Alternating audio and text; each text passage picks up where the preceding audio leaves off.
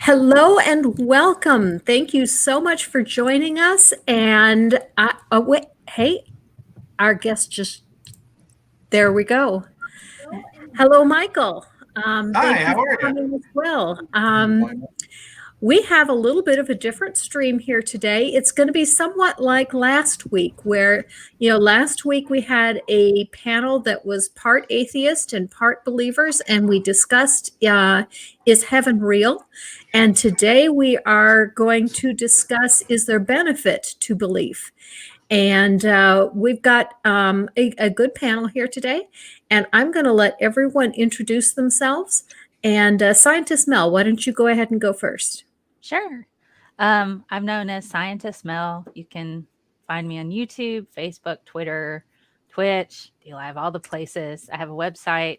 I'm a science communicator, scientist. I work in academia now, but I do a lot of science outreach, including things for teachers and all of that. Do different talky things where I show up places and say science words. But I do a show with Nervardia. I don't know if she's down over there on Sundays called This Week in BS. It's a lot of fun. We find like the bad science of the week and we just poke a little fun at it and talk like all kinds of like what the heck, so come join us. And then on Saturdays I have the Science of 10 a.m. Central. We play games and we talk about the latest and greatest in scientific discoveries. It's a lot of fun. Thanks for having me on the show, by the way. Well, thank you for coming. This is my first time having Scientist Mel on. I've sent quick questions to Scientist Mel on a couple other videos that I've worked on, but I've never actually had you as a guest, so welcome. And another new guest that I have never had before is Michael. Michael is a believer, and Michael, tell us a little bit about yourself. Well, I've been a Christian for about 20 years, and I've been gifted for apologetics, and that's what I've been studying for that whole time. And you found me on Twitter. Now, you mentioned earlier that your wife might be joining you as well. Is your wife going to be joining you as well? She's right here. Okay. She's a little bit shy. Okay. And what's her name? She's a kindergarten teacher. Go ahead. My name's Erin. Erin? Taryn with a T. Taryn. Okay. Well, welcome, Taryn. Oh, well, thank you. It's good to have you here. Mama, why don't you introduce yourself? Sit closer to me. Hi, I'm Momma Atheist. I'm Amanda. Okay. I'm a climate scientist. Okay. So. And Nervardia. Hi everyone, my name is Meredith. My channel's name is Nervardia, just in case you're wondering what my real name is.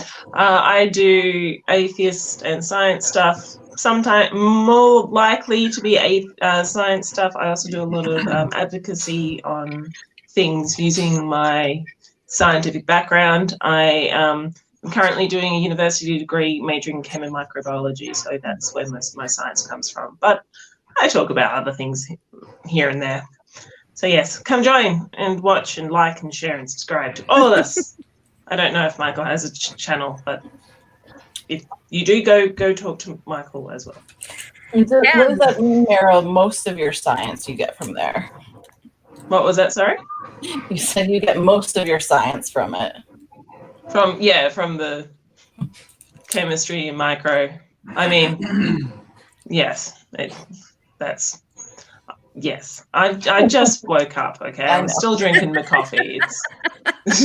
You gotta forgive me. I'm from Australia. I don't exist. You don't. We're always the other way around when we're on Chris's show, because Chris, atheist pastor, he has Friday night six-pack. And for us, it's Friday morning, and we're all just getting up in the morning and drinking our coffee while watching Friday night six-pack. Okay, and of course, we cannot forget my nearest and dearest friend, because I have known him the longest, and that is Godless Engineer. John, introduce yourself. Hi, I'm John Gleason, the Godless Engineer. You can find me here on YouTube at Godless Engineer, and I make content directed towards atheists and those that might be skeptical over religion and where religion intersects, like science and politics and stuff like that. Okay.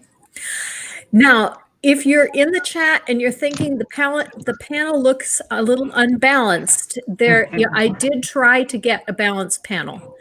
I invited Cameron Bertuzzi. I invited Frank Turek, or I asked him if he would send any of people who work with him. I invited Ray Comfort. I invited what do you mean? I invited a dozen people on Twitter, and Michael was the only one that was brave enough to come and join us. And so the panel is a little bit lopsided. GE is looking to see if he can possibly pull up another last-minute Christian that might want to join us. And if so, we'll just pop them in when they get here. A couple of things, because we do have, people who are going to have very differing opinions. I am going to ask that people in the chat please be polite to the guests and especially to Michael. You don't have to agree with him, but you do have to be nice. And the other thing is Nervardia is in Australia, and there is a bit of a lag. So if it sounds like we are talking over Nervardia or Nervardia is talking over us, it's because of the lag, and sometimes we don't realize that someone has stopped talking. I also have had some internet issues recently, and I think someone has stopped talking, and I start talking, and then I find out, no, my internet was just junk shopping, and so now I'm talking over someone. So please, if you see someone talking over someone, excuse us. There are technical reasons for that. Okay. Yeah, it's one of the problems. There we go. One of the problems of living in another dimension. That's for sure. For those of you who are wondering why I keep, for those who are wondering why I keep saying that I'm not real, the flat earthers don't actually think Australia exists. That's funny. Okay, so we'll go ahead and jump into tonight's topic. And is there a benefit to a believer? And Michael, I am going to give you the option. If you would like to speak first, you may. And if you prefer to have other people speak first and you speak last, you can do that too. Which would you prefer? Do you want to? I can go first. Sure. Okay, go ahead. Tell us, why is there a benefit to being a believer? Why is there a benefit to being a believer? There's the obvious argument of salvation. We can delve into that at any time, but there are plenty of practical reasons that you would agree that you could see in someone's life as they grow in faith. For instance, hold on. There's some lag. There is some lag. We've experienced a lot of things that would look like hardship at first, and then works out into being something that's even more beneficial than what we were trying to do at the time. We can get into the story of my daughter, who we were at a point where we could have lost her during the pregnancy, and because we moved to a different city for my wife to actually start seminary, we had to go to another doctor. Seeing that other doctor, we found out that the doctor that we had been seeing missed or neglected to tell us about several very serious issues through the pregnancy. And had we not moved for that purpose, we would have lost both of them. I'm going to interrupt you just for a minute because we have a celebrity in the chat. Shannon Q is here. Welcome, Shannon Q. So good to see you. Oh, and I forgot to thank all of the chat, but thank you everyone for coming. Junk Shop, Julie, Math Pig, Mr. Bear, Ricardo, The Lone Wanderer. Hey, Lone Wanderer, I got a new brace for crocheting. It's working wonderfully. Mr. Shadow Kitty. Let's see. There we go. Anyone? Oh, Brain Bug. And I think that's everyone. Thank you, everyone, for coming. I'm sorry, Michael. I interrupted. Go ahead and No, finish. it's okay. Oh, are you done? Yeah, we can Okay. move on to. Well, so I have a quick question. Sure. Oh, and thank you, Stool. I guess I don't.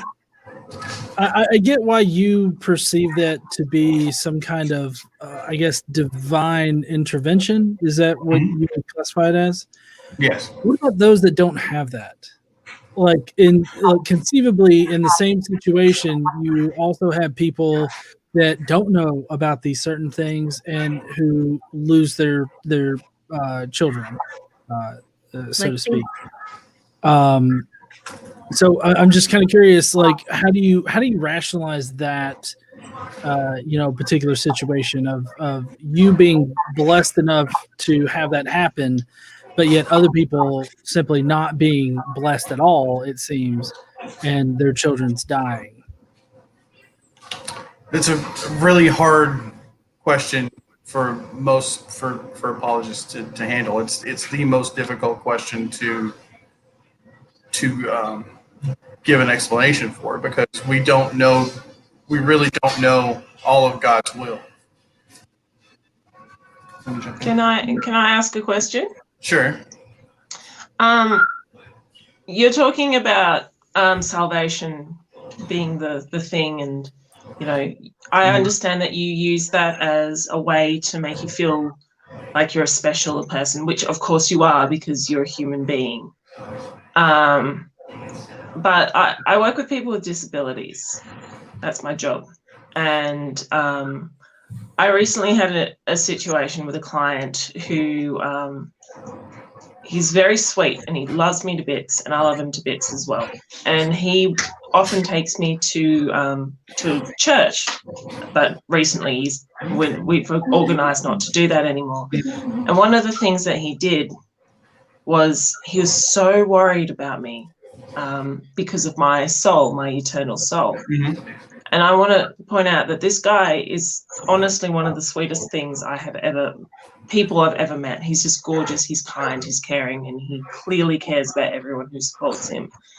And I want to ask you a question in regards to, does that make you, how can you say that someone like this person who has a disability, how can you say that it's okay for him to talk, how can you say that it's okay for him to believe these things and worry about my eternal soul?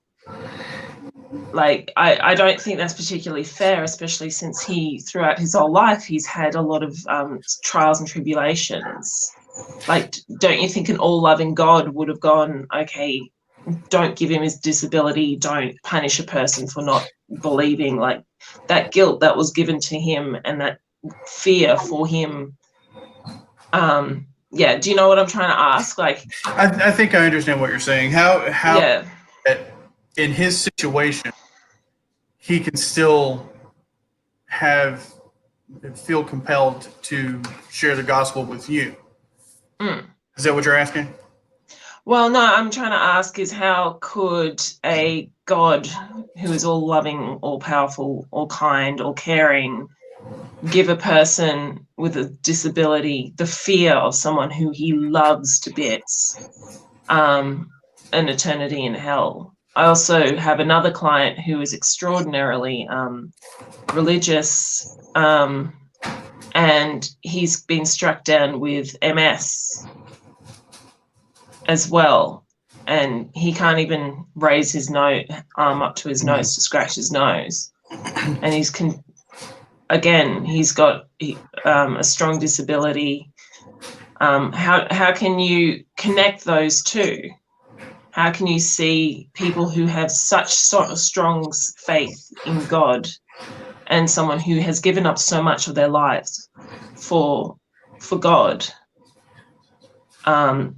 Like, I can't think of anyone more loving, like anyone more religious than these people that I'm thinking of. and yet here they are with severe life crippling disabilities. And I just want to know why, if you were God, would you have done that to someone who worships you so much? If you were a person who was worshipped by these people, would you do that to them? Well, there's two aspects of this that I want to touch. First, there is, even in suffering, there's purpose. He is able to give testimony to you as a non-believer, and you see him in his suffering still having faith. Secondly, we live in a fallen world. There's suffering and death in every aspect. But God's objective isn't so much helping our suffering here as it is showing himself in the faith of his children and using that to bring in more people to salvation. But don't you think it depends on what you believe the purpose of life is. That's the key. If you believe the purpose of life is for us to be happy here, then you're right. It would be cruel to allow as much suffering as we have. But if God is using that suffering to bring as many people to himself as possible, as will come to him, then the suffering has an ultimate and eternal purpose. But don't you think if somebody looks at something like that, they would just go, "You're just being a cruel thing, and I wouldn't want to worship you"? Well, if I was, putting myself in the shoes that you were trying to suggest, if I wanted to convert someone to come over, if I wanted to say, "Look, I'm the most loving, caring person on the planet, and I really think you should worship me because I am," I would see someone who is not faithful if they've been injured or made really sick, and they go and start praying to me. I would fix them. I would do my good deeds, and then to me that would be a lot more compelling than showing somebody who's so faithful and they continue to be faithful and then their lives do not improve.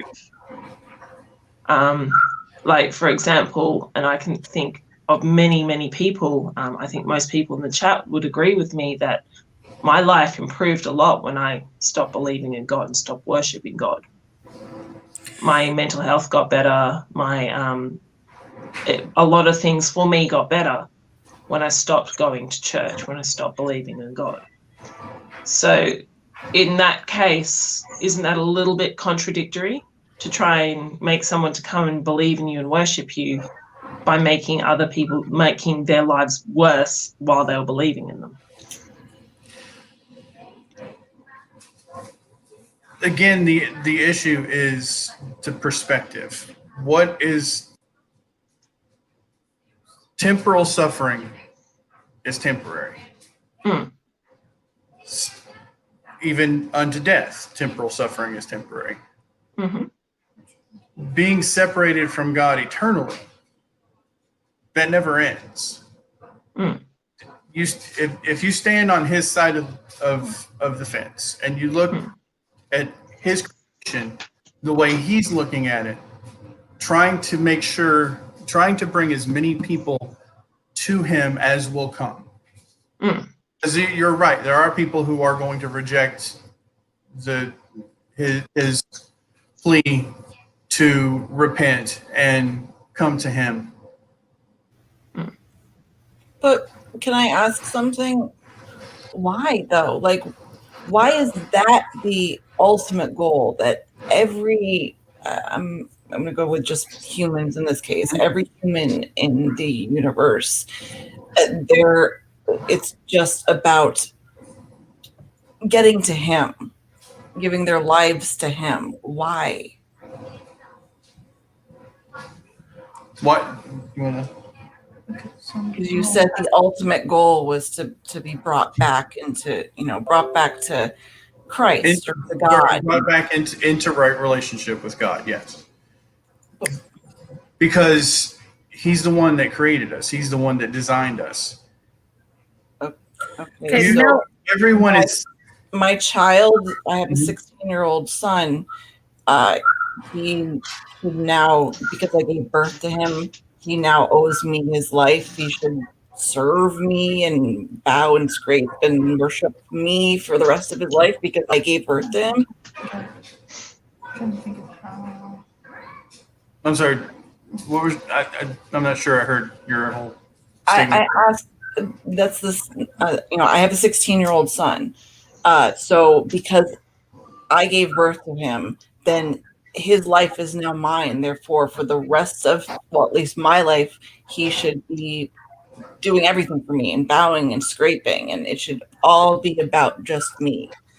Why is that? First, I think maybe you have a incomplete picture of how God sees us. Christ called us his friends, not just his worshipers. Because in the Gospel of Matthew, I think it is, he says, no greater love there is than this, than one would lay down his life for his friends. And that's what he went to do. That's what he came to do. Okay. So the relationship is worship, yes, but there's also a sense of family, of brotherhood between believers and Christ. Mel had a question. Mm-hmm.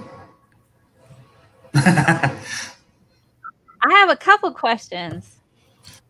Thanks for being on the panel. By I'm the doing way, my best. I hope.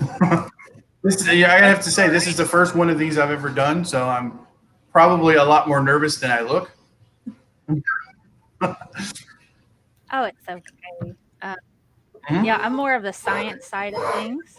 So, I actually grew up Nazarene. Are you familiar with that particular faith? Mhm. Nazarene? You're familiar with Nazarene? Yes. I grew up Nazarene, Bible quizzing, the whole kit and caboodle, went Baptist for a while, was even converted to Catholicism for a bit. Read all kinds of versions of the Bible, Gnostic texts outside of that as well. Mhm. Took some classes in college. But anyway, I have a few questions. So you mentioned that moving to another city, you were able to have a doctor that helped isolate the problems that were associated with the pregnant. I have a couple of questions. Did you and your wife only see just one doctor in your original town for your pregnancy? Or did you have multiple opinions? So the town that we were in, there was only like one hospital. Hey, hospital system. And so, right now in St. Louis, we have like 6 different hospital systems. So That's awesome. yeah. So if you're not getting the care that you need there, you move. Whereas the town we were in when we originally found out we were pregnant, there was only one. It was a little monopoly. Yeah. So wow. unfortunately, like there was a lot of signs that said he was not the best doctor, but unfortunately I was. You don't have much of a choice, right? Yeah, you didn't have much of a choice. Yeah. And like I grew up with a military father, so it was pretty much respect authority. And so I kind of was like, he's a doctor, like I should trust him, and didn't really question a lot of things. Right. And so it's kind of like when you were talking about like the bad science of the week, I was like, oh yeah, that would probably been a bunch. Man, I got you. I know a really awful chiropractor. Man, I could talk all day about that. I know, but that's off topic. But no, I understand. I actually live just north of a city where we have some of the most premier healthcare available to children We have phenomenal research coming out of the city.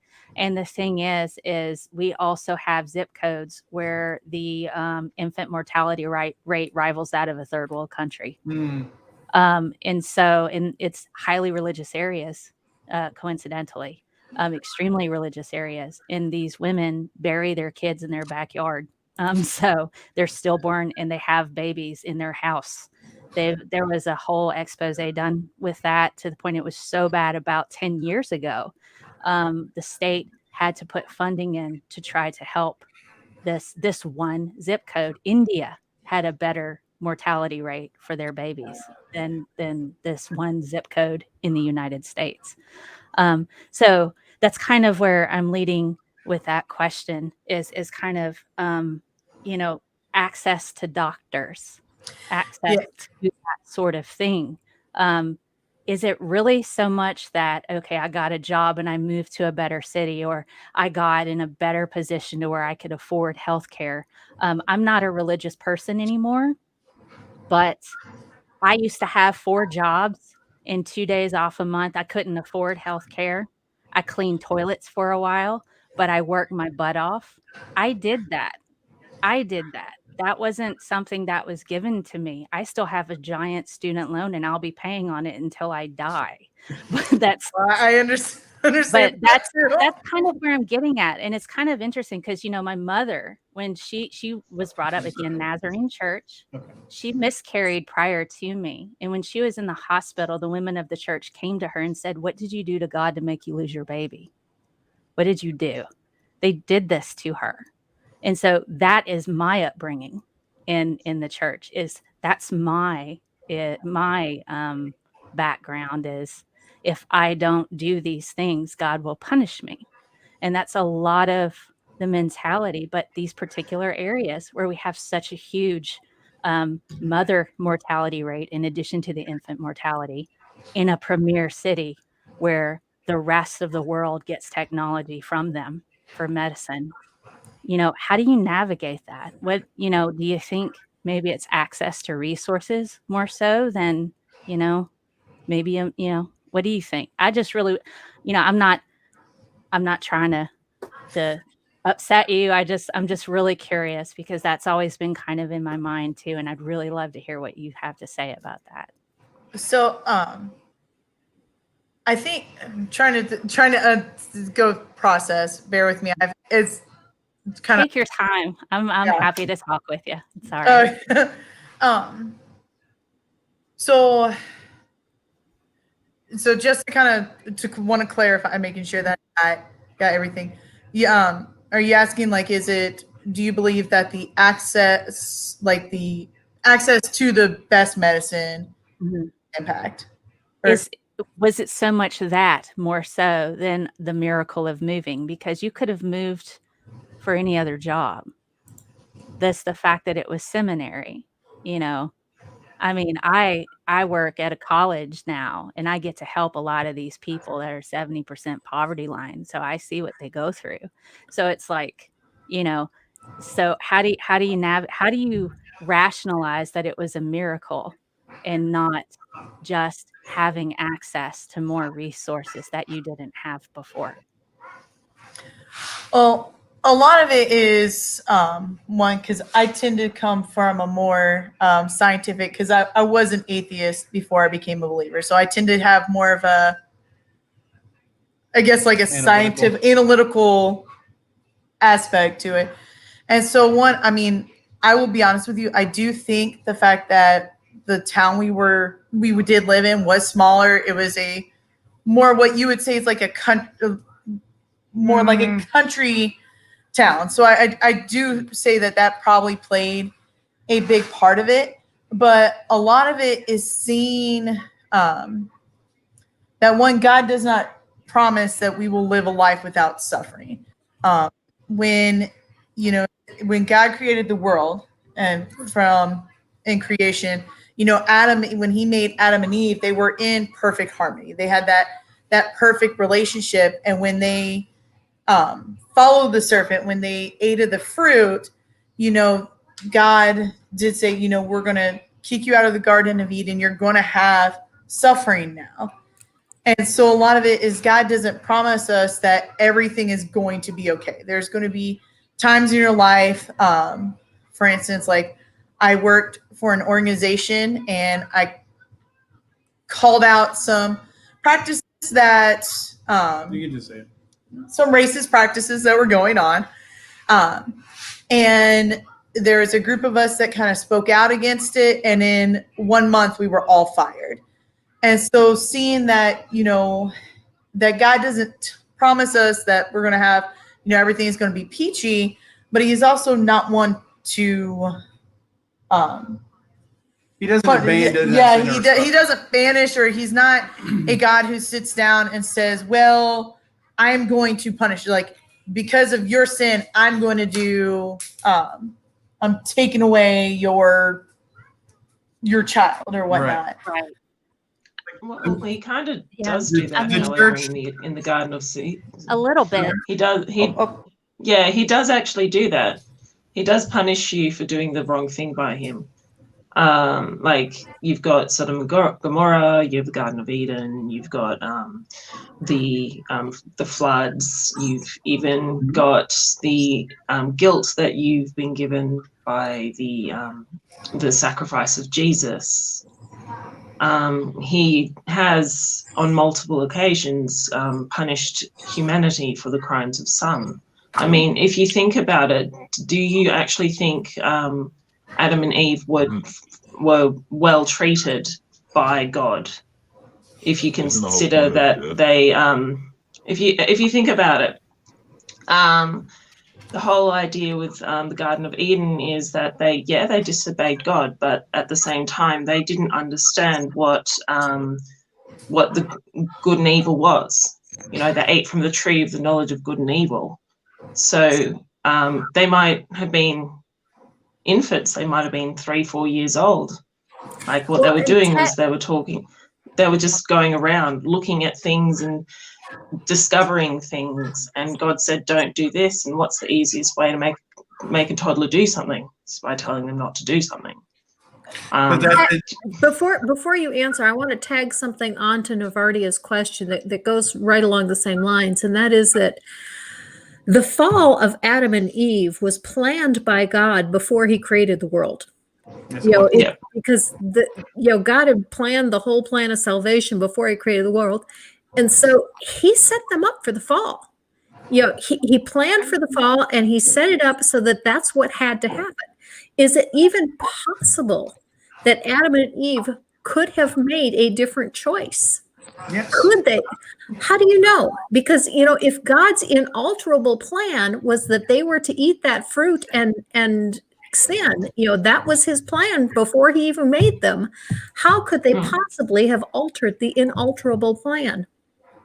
And also, before I'm just going to add a little bit more on.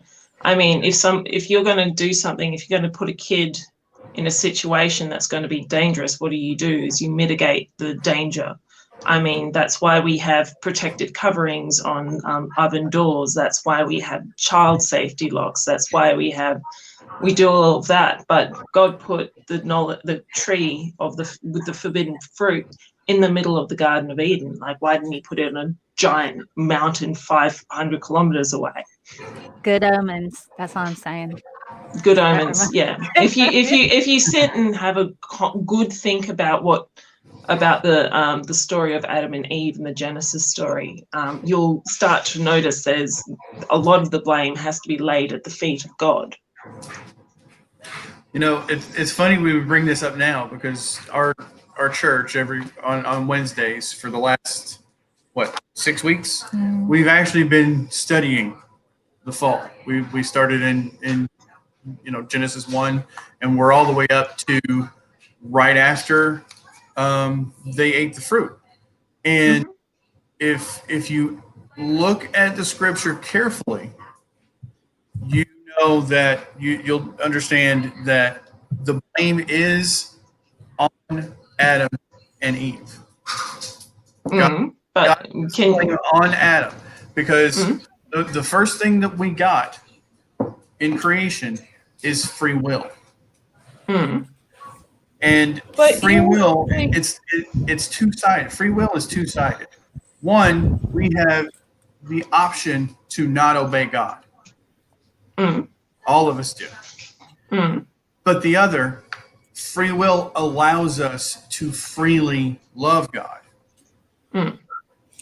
That's the important side that most people who question free will miss, because if you didn't have the choice to love God or not love God, does loving God even mean anything?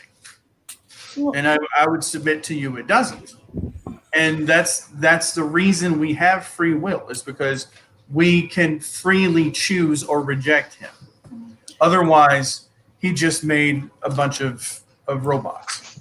Well, I have a question. So, God creates Adam and Eve, and prior to partaking from the tree of knowledge, they cannot understand that when they are told to do something that, and they disobey, that it's wrong.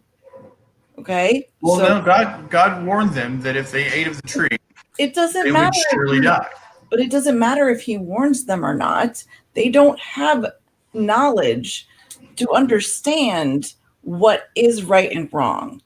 So before they even had the pomegranate or the apple or whatever it is, there was no way for them to understand that there would be consequences, that there was right and wrong. Weren't they just completely set up for the fall? No, I don't think so at all, because you're assuming that because they didn't have the knowledge of good and evil, they didn't have the knowledge to not disobey God, and they were clear. They were specifically told not. Michael. Okay, actually, I'd like to move us back to the original topic, if you don't mind. Sorry. But can I just make one more point? Okay, go ahead. Michael, if I said, don't haste others, because if you fligger you will blagger. If I said that to you, does that mean anything to you? No. So no. So if God said, don't eat. They understood the word eat, but don't eat of this tree, or else you will surely hisnigabida. What does hisnigabida mean? It means nothing. It's gibberish. You're asserting hang on, if you could let me finish, please. I'm sorry, but so if they said, what was hisnigabida, it's about as gibberish as the word die, because they have never by the time of the fall, before the fall, nothing had died. Literally nothing had died. They have no concept of death. So what we're trying to say to you is that Adam and Eve were given insufficient information. If I told you that Staphylococcus aureus is an anaerobic microbe that causes septicemia, and you have had literally no idea what those words were because I just spoken scientese to you, it's literally the same thing. It's the same concept for Adam and Eve. Are you trying to see where we're coming from now? I understand what you're saying. So in that case, do you think that maybe they were treated badly? Well, they were treated unfairly by God, and that's some, if not most, of the blame actually lays at God's feet. Well, I believe you're making an assumption in what they knew. Would you assume that a God who created these two beings would then speak to them unintelligibly? Would he give them an instruction that they wouldn't understand? Well, if they have no concept of something, if something has never happened to them before in their lives, in their frame of understanding, then no matter how he describes death to them, they would not understand. In the same way that if I had...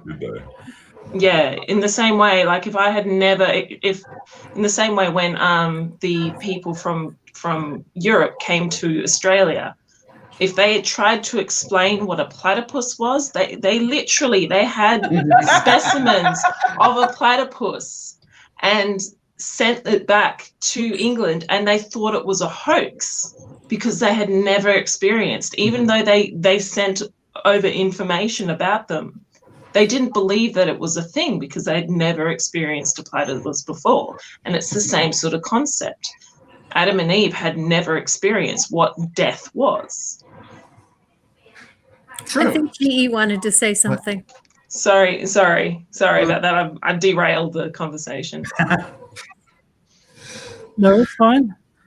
I was just going to ask a couple questions here on this particular Adam and Eve discussion.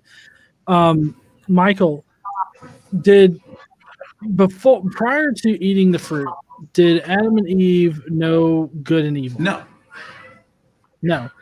Okay. Did they know that it was bad to eat the fruit? They knew it was forbidden. But did they know it was bad?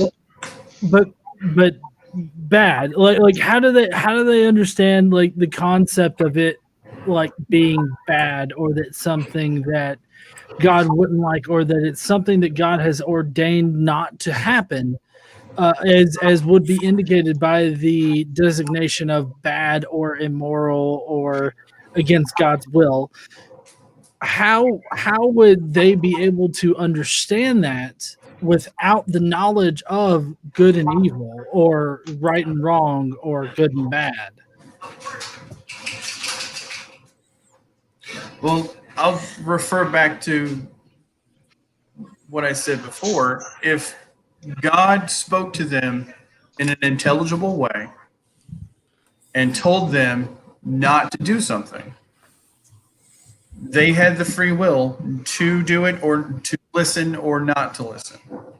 Well, yeah, but they wouldn't really have the knowledge to know that it would be bad not to listen. Death to them was the platypus to the Europeans.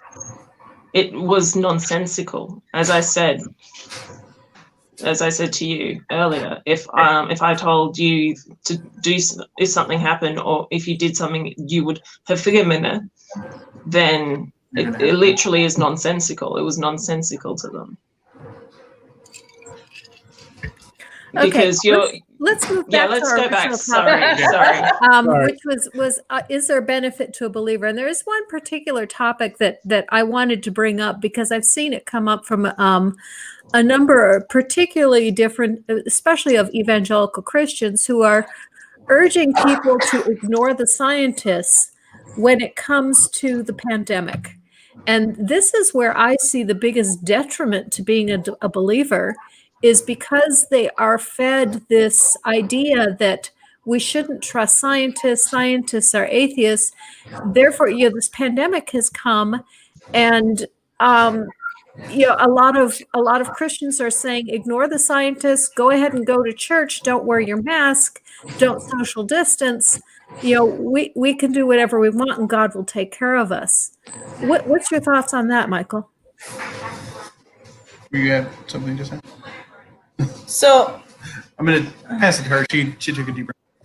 Yeah. So I guess the big thing is, and this is looking at it because I have friends from various spectrums, and so not all the believers are saying God is going to protect you. Just go out in the world. Like there's been, like our pastor, for instance, is saying we need to use wisdom. Like right now, we need to stay 6 feet apart. We need to be washing our hands. We need to cut down on the services that we're offering, because there is wisdom in science. I believe that God gives us science in the way of using science as a way of learning and exploring our world. So, there's definitely, I'm not one that say, science and just go around. Like God gives the humans our minds to be able to learn and to grow, and he can use different things. So, there it might be, you look in the Bible where God heals someone. well, now God might use, a doctor who And did then. who might be, a neurosurgeon to operate on brain cancer. God can use different things. And so, there's trying to make sure I don't chase several bunny rabbits, but there's different spectrums, and kind of like we need to step, as believers, we need, for the ones that are saying like, oh, this, for instance, to quote one of my friends, they're like, oh, it's, COVID is a conspiracy. It's, it's not real, blah, blah, blah. Need to really kind of look at them and say, actually, the numbers, and the best way I find that is actually using statistics and facts and science, and being saying like, this is real.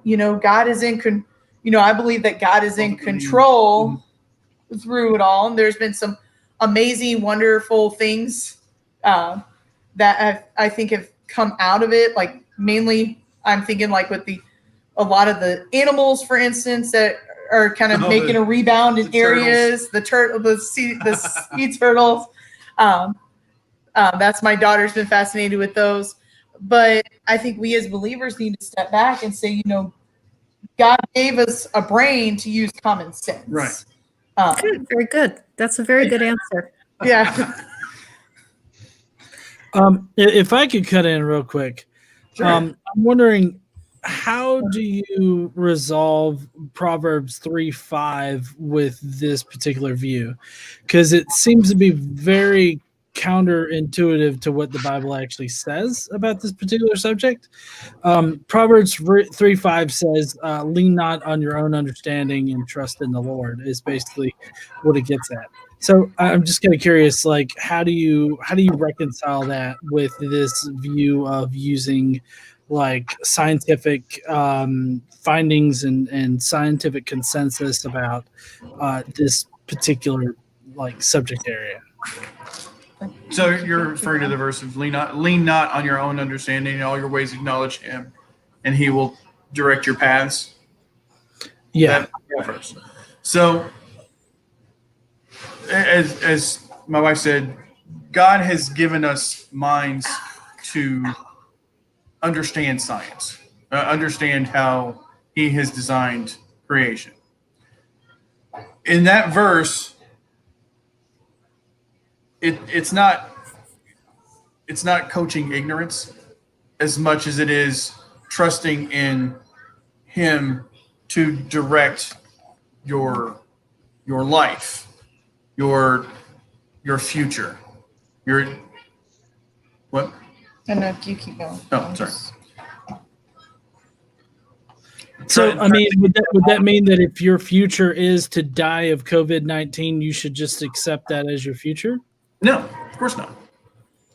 It means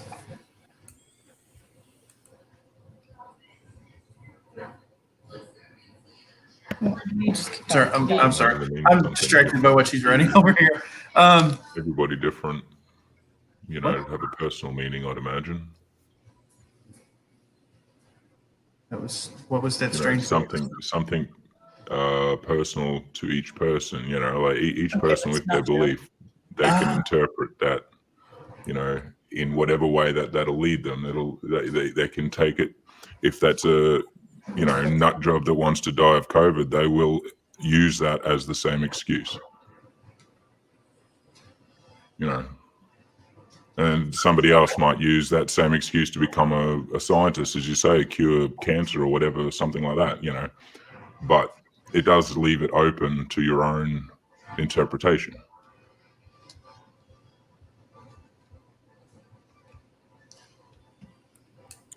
Yeah. Oh. I missed the first part of Nacho's. Okay. So first of all, the interpretation of that passage is personal, because God is a personal God. He works in each of us. Like, for instance, she's a teacher, and I'm just now starting to be involved in what God asked me to do 20 years ago. That's literally the first panel like this I've been on. I've just been speaking. I've taught a couple classes at church, but it's different for everyone. What God's path for you and for me is solely up to our relationship, my relationship to Him. And that leads us very directly to a different point. It's on the same topic, but it's just slightly off. Is Nacho has joined us, and he didn't get introduced because he wasn't here at the very beginning. And Nacho has a very interesting story. And Michael, I realize that Nacho's background is not the same as yours, and you probably would not accept the group that he was with as being Christian. Although they, that group definitely would have called themselves Christian, but they were definitely believers. And since the topic tonight is believing, and Michael, don't feel like you have to defend this at all, because this really isn't aimed at you, but rather at the idea of whether or not there is benefit to belief. But Nacho, go ahead and share your story of what being a believer did to you. I turned it all the way. Oh, that's an intense question. Yeah, feel free to just tell those things that you're comfortable with talking about.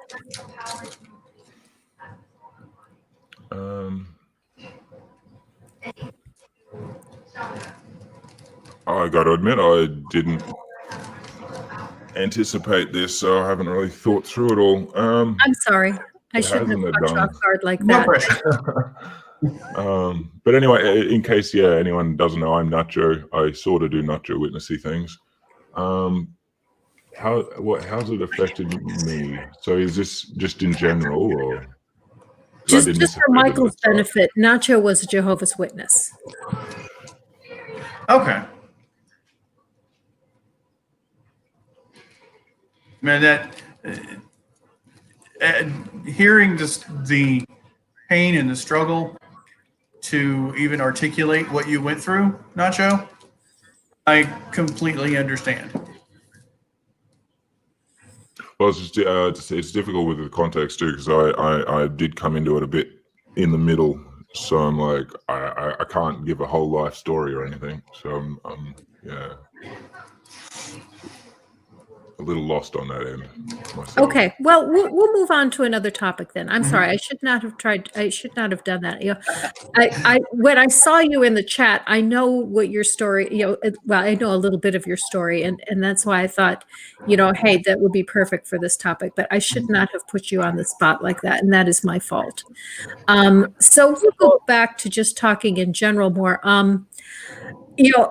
One of the things for me that I found as a detriment to being a believer is the misogyny within the church.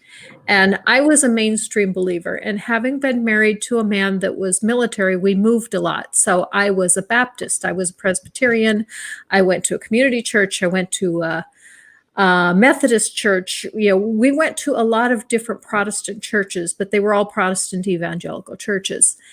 And one of the biggest issues for me is the attitude toward women. And even though they would always say, we say that women are equal, they also said, but women have different roles, and your role is not to be a pastor, and your role is not to teach Sunday school, and your role is, it's clearly an inferior role, even though they claimed that we were equal. And I even had one pastor go so far as to say that women are saved through childbearing, and what that verse means is that women are saved from worthlessness. And I said, gee, thanks. There's some women in this church that are barren, and you just told them that they're worthless. You picked some odd ones when you guys were moving around. Baptist and Presbyterian and Methodist? We're Baptist. I've never heard anything like that. I was saved in a Presbyterian church. It was the most low key. We had a female associate pastor in the Presbyterian church I was saved at. Yes, a lot of the Presbyterian churches do. Most of the Baptist churches do not allow women to be pastors. You want to field this one? She's still looking up scripture. Okay. No, you keep going. You're still on the bunnies. No, I mean there's quite a bit of I'm going to say misinterpretation of the yes, there are different roles. There are different responsibilities. That does not make man and woman unequal.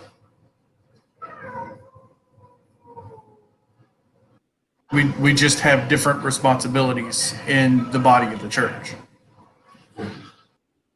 Well, so I'm kind of curious, what does a helpmeet mean then? Because I know that word was used in Genesis. In Genesis, yeah.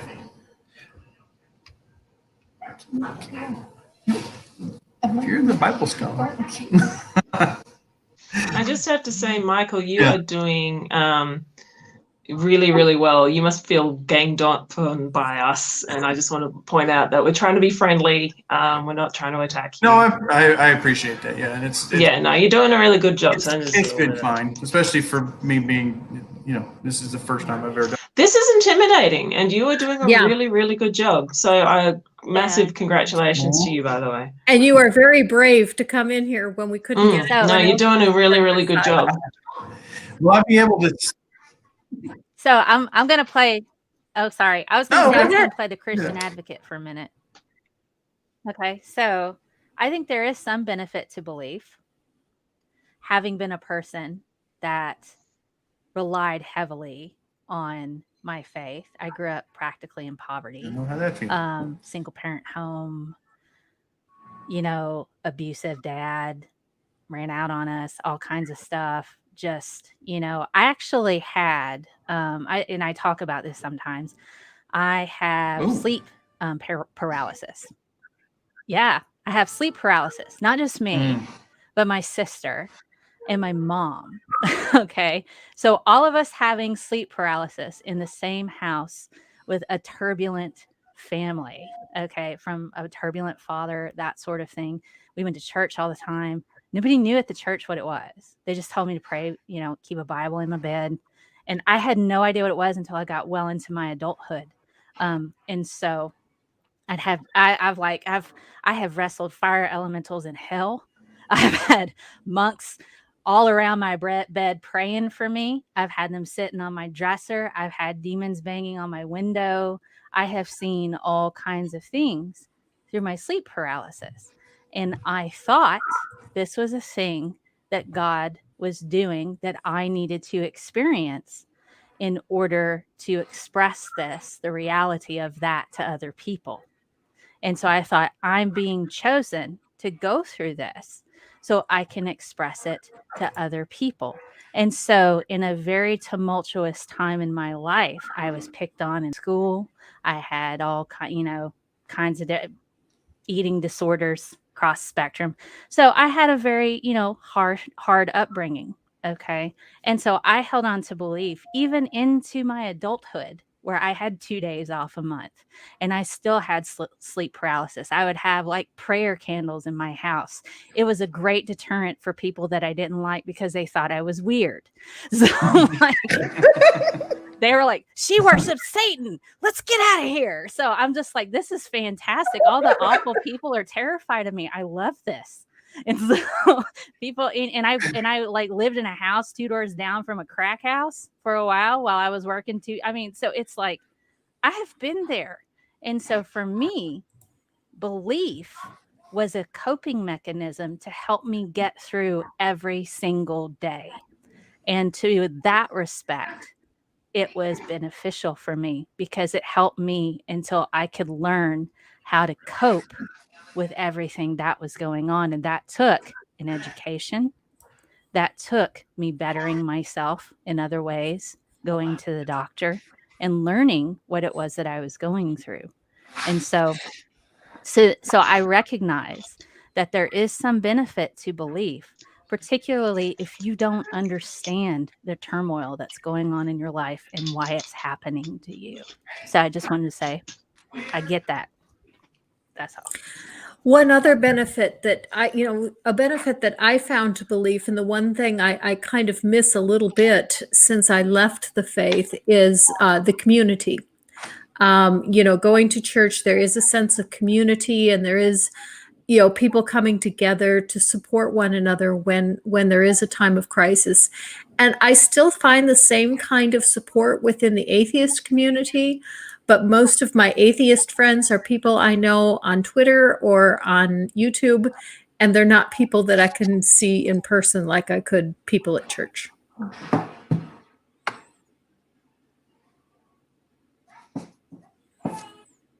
Well, I'm just wondering, Michael, at the beginning of this, you mentioned salvation as a benefit, and I'm just kind of curious,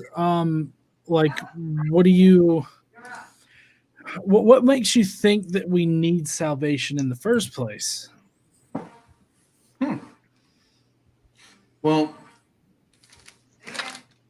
first, just open your door and look outside. How broken and tragic this world is.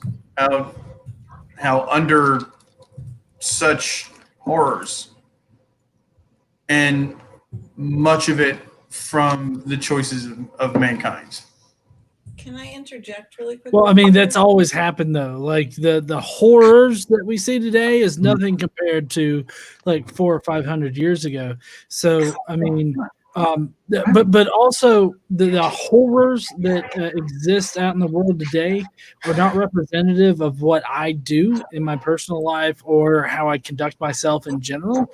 So I guess the horrors that I see don't really coincide with me needing salvation just by default of being born as a human. Can I say something really quick? Does that make sense? I'm sorry if it doesn't make sense. No, I understand. I think we had some technical issues. Okay. I was just, you said that because when you started to say that and you were like, look outside, I honestly thought you were going to go the complete opposite direction and say that's the proof of God. Look how beautiful and magnificent and wonderful it is. But you see what I mean? That it can be flipped either way. Oh, absolutely. I mean, which is it? Is it God that's made the problem. It's both. It's because it's going to be both.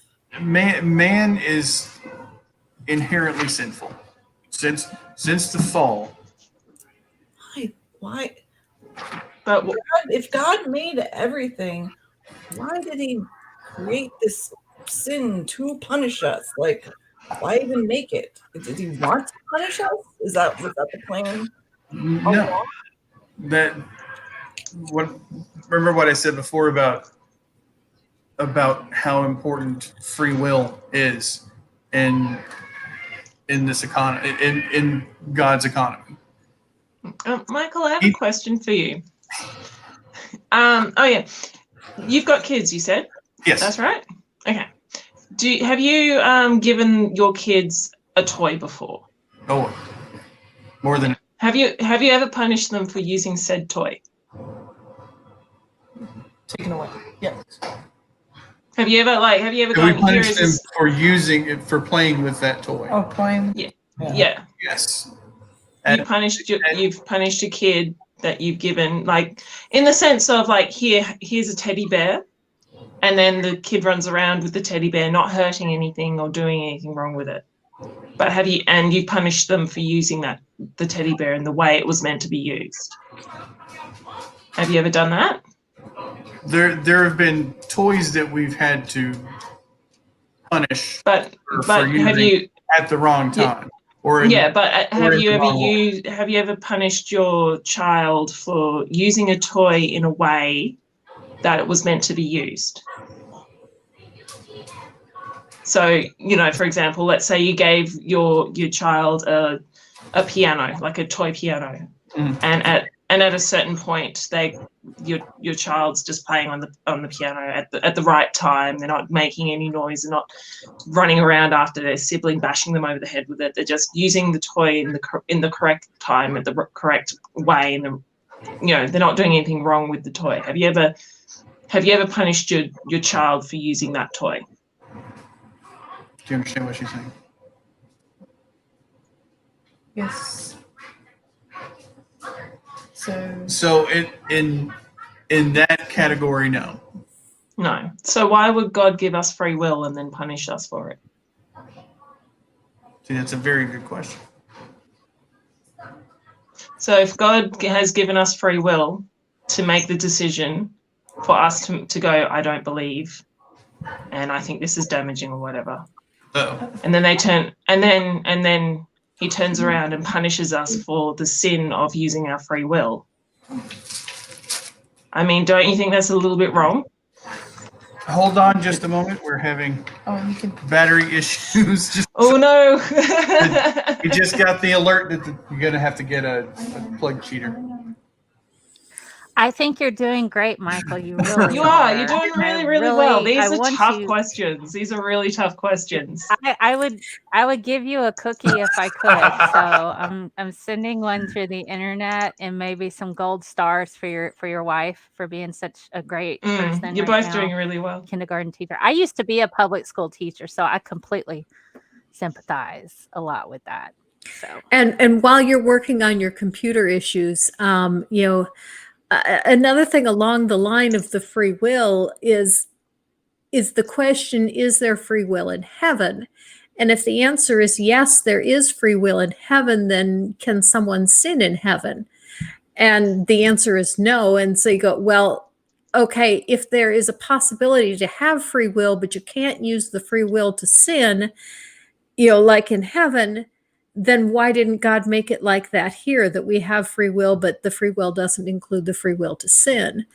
But if there is no free will in heaven, then why did God need to make us? Gosh, I lost my train of thought. When Michael disappeared, I lost my train of thought. Michael too. Michael was holding us together, man. Yep. I think I see what you're saying with that. Mm-hmm. With why have the free will at all? Why is that even a thing? I also found it interesting with the whole idea of the knowledge of good and evil. That's the thing that I feel pushed us to where we have science, to where we have all of these things, because you have to make mistakes to learn. And if you don't, and mistakes are often seen as sins. And so that would kind of be like a next question I would have for Michael if he makes it back is, are mistakes, without sin, how would we be able to have all of the stuff that we're using right now to transmit to you? We wouldn't even know about the helical structure of DNA because women weren't allowed to science so great. And so Watson and Crick stole from Rosalind Franklin. Okay. The big, huge portion foundation of science, a lot of it is stolen from women. So, but we use all of this stuff and we recognize that that's not how we should have done things, but we wouldn't have had Wi-Fi without Hedy Lamarr. I mean, so it's like, but people steal from other people, and it is a problem still in the scientific community. That's why you're careful when you go to conferences. If you're doing a poster presentation, people will walk around and just video all of it, like, what is this person doing, what is this person doing, and then they will steal your work and build on that and try to be faster than you to publication. So it's like we wouldn't have the vast majority of things that we have right now if it had not been for sin. So that would be a question for me there. if Michael comes back to us. That's a really good question.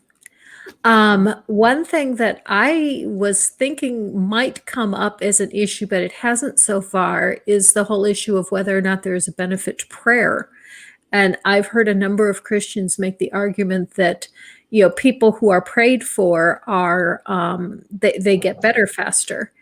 But I've also seen other studies that say that if you take a group of people and tell them that they are being prayed for, and another group of people and don't tell them that they are being prayed for. The ones that are told they are being prayed for will get better even if they're not prayed for. And so it's not the prayer that's helping them. It's knowing that someone's behind them and supporting them.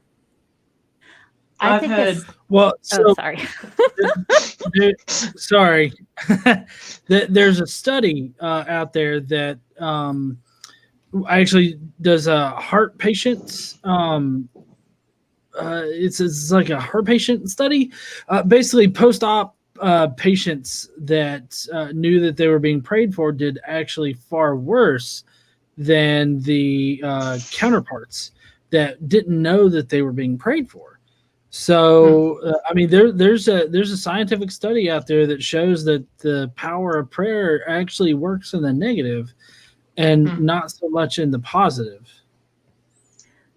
I was just going to chime in. There's also studies associated with mental health and participation in the church, and it's like split right down the middle. There are people who have mental illness who are in church and it makes it worse. There are people who have various types of mental illness who are in the church and it makes it better. I found, like, when I was like very devout Catholic, I loved going to confession because it was free therapy. I could sit there and say, I am such a terrible person. I did all these things. I feel so bad. And they're just like mediocre stuff. And to have somebody sit there, okay, tell me what you did, my child. I'm like, well, I did this. And I said like something that wasn't totally true. And I still, because I actually have anxiety and it can be crippling. I'm actually medicated. I still, go to therapy about once a month. I'm like, I gotta handle myself. So I don't blame other people for that. But it's like, but when I went to confession, I could sit there and my anxiety would just flow out of me.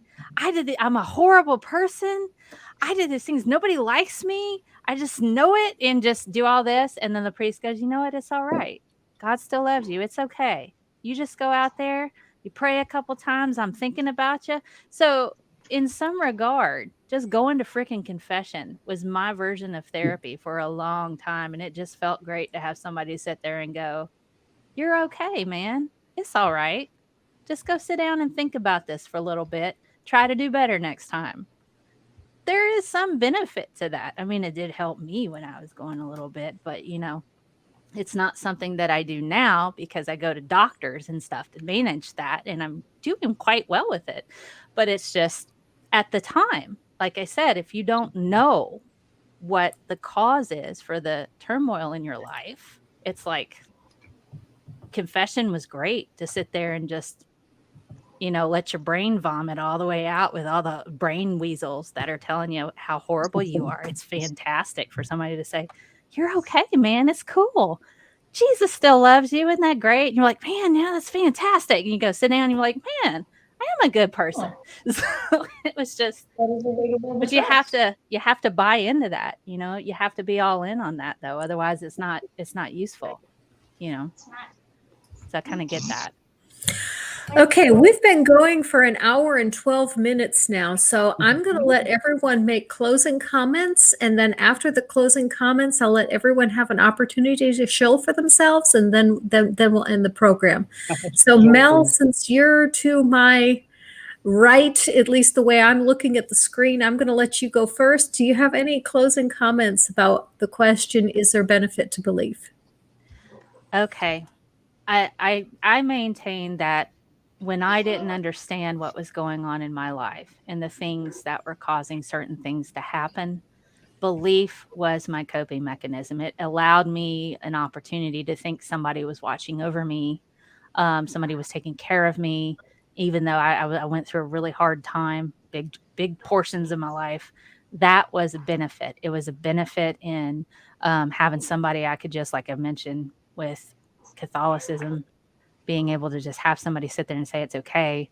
But now that I understand the root of all of that, I'm living a much better, more fulfilled life, helping other people understand and learn about themselves. So I understand that there's some benefit, but I feel like once you start to really fully self-explore and you find out what the root of things are, it's so much more fulfilling. Okay. But yeah. Godless Engineer. Yeah. So I think that there could be some superficial benefit to belief in things that don't comport with reality. But I think that ultimately, over the long game, I guess, that it really doesn't benefit the person. I think that things that don't comport with reality are ultimately harmful to the person that holds them. Whether that's just some mundane belief or not, I think that ultimately being farther from the truth of reality is going to be harmful in some kind of way. So I feel like the closer that you can be to reality is probably the better position and reduces the amount of harm that can be caused to yourself or to other people. So, I don't really see a lot of benefit in belief in specifically belief in things that don't comport with reality.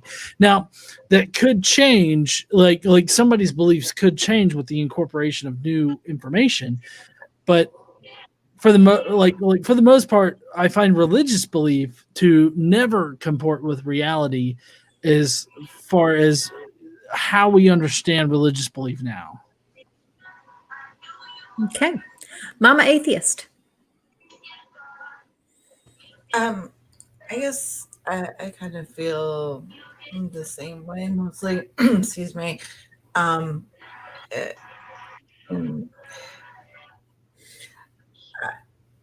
There's a difference between what belief is, as in terms of everybody, and I think that's a different discussion, and it is absolutely a detriment to people in terms of individually, though.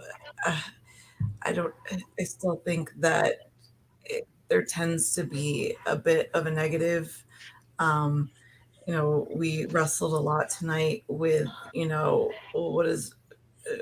what is really right and wrong? What does God really want? And these are things that, can't actually be answered. And so I don't see there being any benefit at all myself. And I see a positive to, seeing life and trying to figure things out, like Mel said, trying to, instead of having just this unexplained universe that you just say, oh, it was God.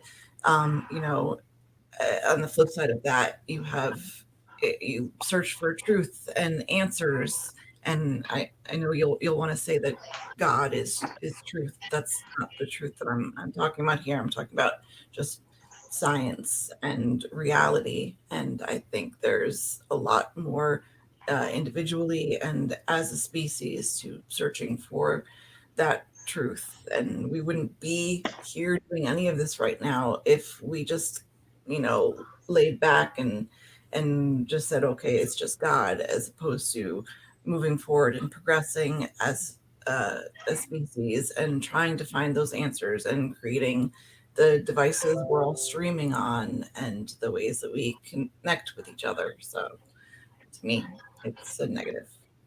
Okay. Nacho. Am I working? Yes, muted. No, just making sure I'm You're not working muted. fine. So, Yeah.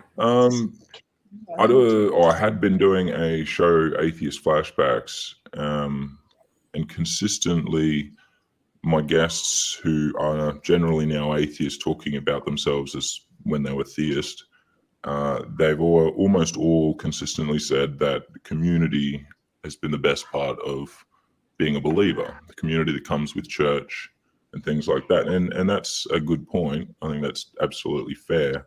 The only thing I'd say, though, to that is that there's nothing I can think of that is offered by believing that isn't better suited to be treated, or to be, you can do all these things in a better way, or a more efficient or a more productive way in a secular environment. without the need for church, religion, God, and whatever, what may come with that. Okay, very good. Nervardia. So for me, as what John said and even what Mel said, on a superficial level, there is a lot of benefit to belief. It is used as a way to explain some things. But if you scratch beneath the surface of belief, as pretty much everyone has said, it's a way to kind of ignore, it's an easy answer to the difficult questions and the nuanced questions. And we as humans prefer easy questions. When you look at it from a critical point of view, if you take a step back, there's the dog. When there's sorry, dog's barking. When you look at it from a more nuanced situation, when you start to break down things that, as John said, comports with reality, I actually find that belief is extremely harmful. It is almost abusive. I'm seeing Michael shaking his head, but one of the things that really triggered me about the Christian God is that it is definitely an abusive relationship. A lot of the things that God says to the people that worship him, it's like, you are not good enough without me. You are not well without me. If it wasn't for me, you wouldn't be here. You need to worship me. And if you don't, I will punish you. And that was a big part of my depression when I was a religious person. And I have talked to many, many, many, many people who have left the Christian faith, and they've all said something similar, that once they left, their mental health got a lot better. That's not, that's the dog going off again. So I am going to have to check out what's going on with that. But that's basically what I'm saying, is that I think belief is a crutch for difficult things. And and it is also because a crutch can make you limp along for a lot longer than it needs to be. I just genuinely believe that it is, in the long term, it is actually quite harmful. Okay, Michael. Well, tonight I've heard a lot of pain and abuse at the hands of various denominations, and I can assure you that the Bible has and can be used in that way, but that's not how it was written and how it's intended. The things, the pain that I've heard in many of your voices breaks my heart, because I know that in part that's how you find yourself outside the faith. And I wish we had time to unravel and maybe help on some of the perspectives that I've heard about how things are laid out in the way God created his universe. But as to the topic tonight, the benefit that we always neglect is the peace that a Christian gets. And I understand how from the outside it looks like a crutch, but well, just think of the fact that I'm sitting here having this discussion with you. If my faith were just something that makes me feel better, I wouldn't be out here seeking to share it with others. I wouldn't be worried about the six of you hearing it and understanding it, because it would be a selfish kind of faith. But that's not what faith is to to the ones who understand.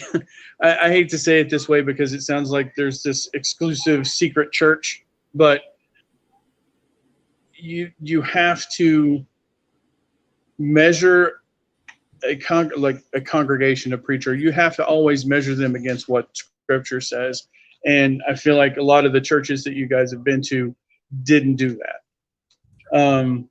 But that being said, there's the benefit for me is actually having conversations like this.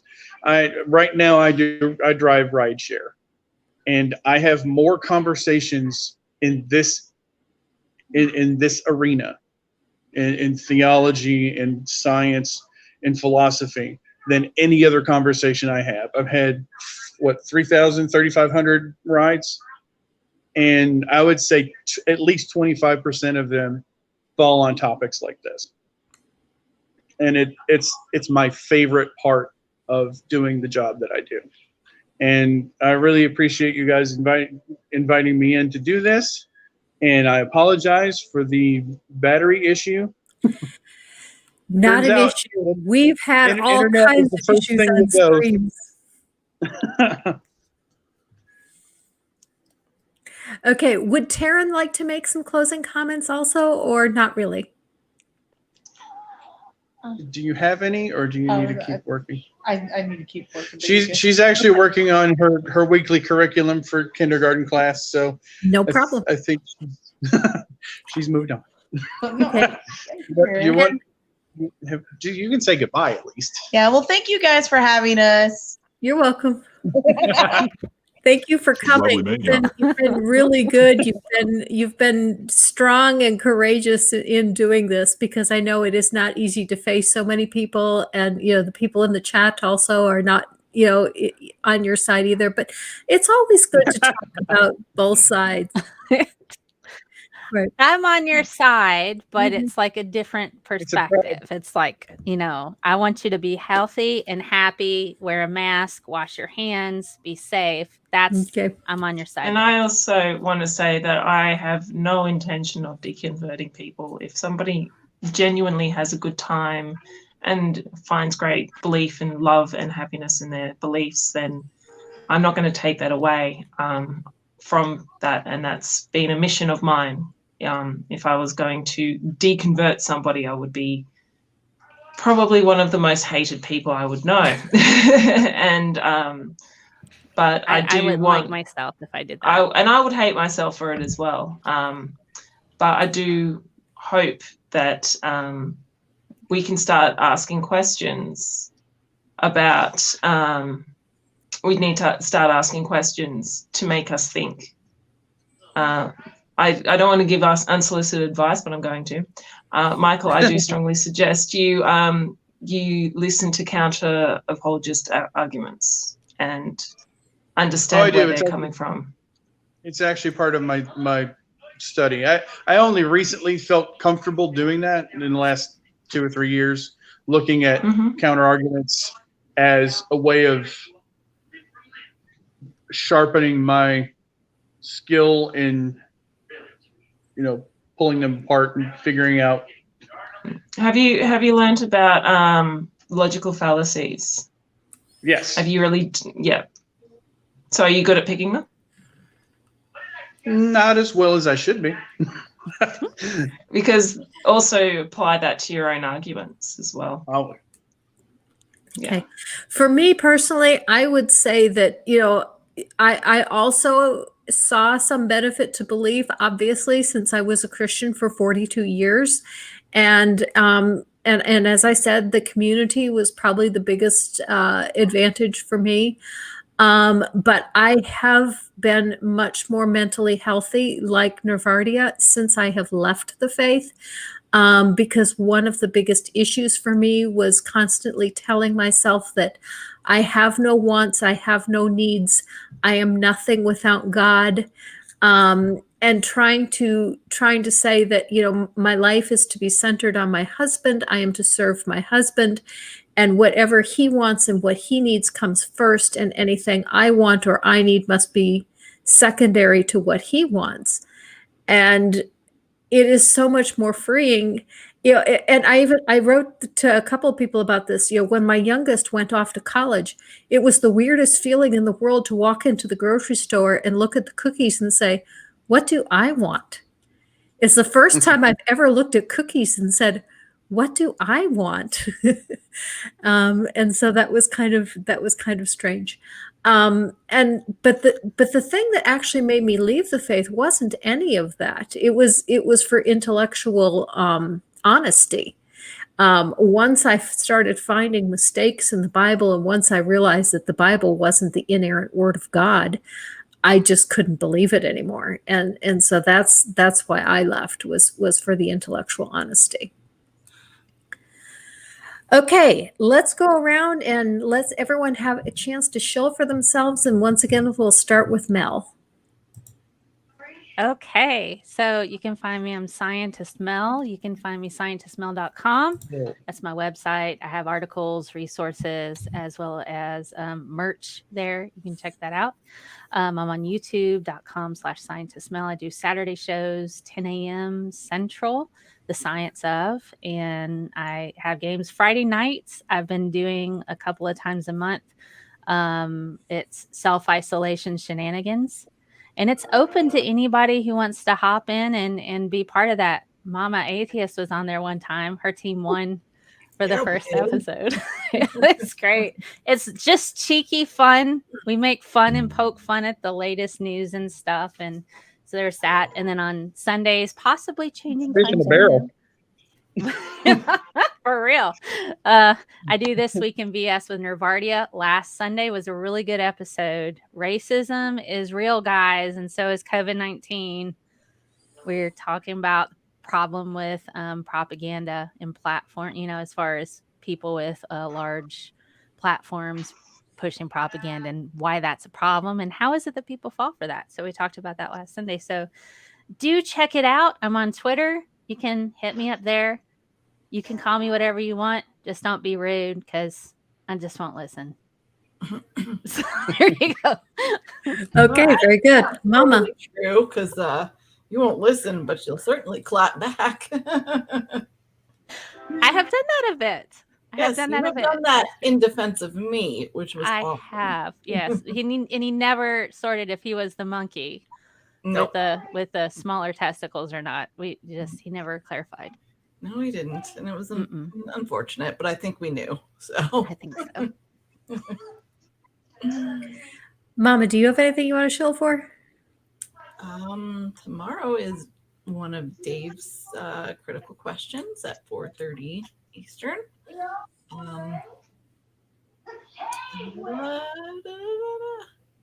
I'm going away for a little while, so. What day is your surgery? Thursday.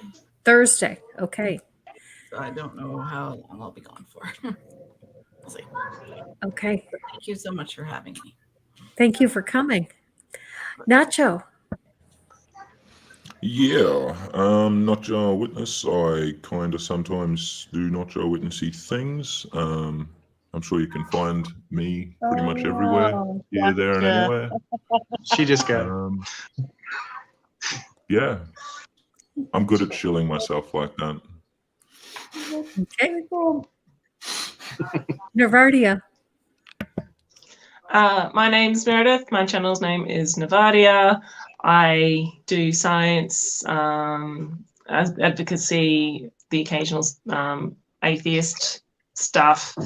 So come check me out. You'll find me on Twitter mainly. You can find me on Facebook, but I haven't logged in there in about a month and a half. So, if you send me a message through there, don't expect a reply anytime this century. Come check me out. And subscribe to my channel if you have not yet done so. Michael, I know that you do not have a YouTube channel, but is there anything that you would like to promote? I really only have my fledgling Twitter page, and that's about it for now. But okay. Looking at avenues to have more exposure. Okay, very good. Very good. Let me know if you need, if you want to do another stream sometime to bring some promotion to something, if that'll help. I don't know. It might not help because it might reach the wrong community, but we'll see. That might be a good idea. Since I didn't follow up during this one, that might be a thing to do in the future. Mm-hmm. Can I just shill for Godless Engineer really quick? I just got a head shake, so it's okay. Go ahead, Mama. If you don't know who he is, Godless Engineer, go check out his channel. He is a mythicist. He's a scientist, and he's brilliant. He's this close to 50K subs. So anybody who can help out with that, he is just awesome and brilliant and funny and kind. So, Godless Engineer, look him up. Yep. He is well worth seeing. He has some really good content, and he is prolific. He has a lot of content out there. I have to give a big shout out to Nervardia, because Nervardia and I have been working on a joint project answering an article from Answers in Genesis. And I have taken a huge bump in subscribers because of that joint project. And so my next stream might be a 500 sub celebration, because right now I am at 441. So if I get enough, next week's stream will be a No. Sorry, not her. we have dog issues over here too. Okay. What were you before? Before I was your was drop? at about 370. I mean, I picked up like 50 subscribers from that project. Yes, it was huge. Nice. You did me the Nice. biggest favor by asking me to help you with that project. Well, thank you for coming on as well. It was my absolute honor and pleasure. Okay. So because of the holiday today, I spent the day hiking with my husband. So I don't even know what I'm releasing this week as far as a video. It might be a little bit shorter, because normally I spend a full 4 days working on the production videos that I do. And I've only got 3 this week. So I'm not sure what I'm doing, but I'll release something probably on Saturday. And then next week's stream, I'm planning on going to my regular time, which is Tuesdays at 7. But if I hit the 500 subs, then I will change the time to a time that is good for Nervardia, because Nervardia did so much to bring me the subs, I can't hardly do a celebration stream without her. So when I do the celebration stream, that will also be at a different time. But my regular time for streaming is 7 p.m. on Tuesdays, which is a time that I know that does not work for Nervardia. The links for everyone's Twitter and YouTube page and stuff is in the description, except for Mel and Nacho, because I already had those in before I knew that they were coming. So I will add those to the description probably sometime tomorrow morning. And those will be available later. So if you are watching this at some later time, you should be able to find in the description how to reach everyone. And thank you so much to my guests. Special thank you to Michael. You have been brave. You've been courageous. And I was afraid that you were, that we were going to overwhelm you and you were end up leaving in the middle, but you didn't. You stuck it to the end, and you did a wonderful job.